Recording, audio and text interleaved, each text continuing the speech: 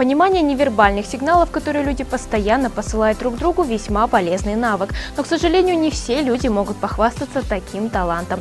Сегодня мы научим вас понимать язык тела.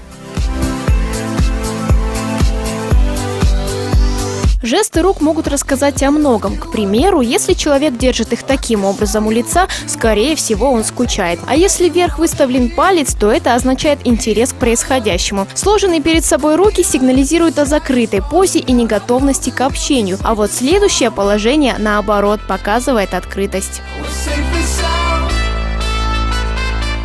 Скрещивание рук на груди с поднятыми пальцами вверх – это классическая поза замкнутого человека. Если он к тому же сидит или стоит, скрестив ноги, это означает, что он вошел в защитное положение и закрыт для общения. Полностью противоположной позой является американская четверка. Сидящий так человек воспринимается как более властный и энергичный. Также чаще всего он считает себя выше собеседника и вряд ли сразу согласится с его точкой зрения.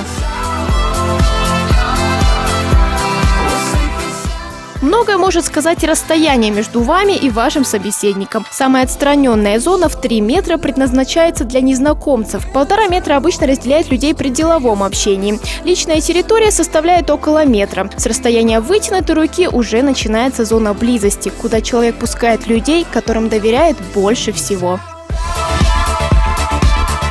Эти жесты и знаки могут иметь и другой посыл. Все зависит от конкретной ситуации. Но их основное универсальное значение знать все-таки нужно. Мы уверены, если проявить немного усердия, то можно легко научиться понимать невербальные сигналы.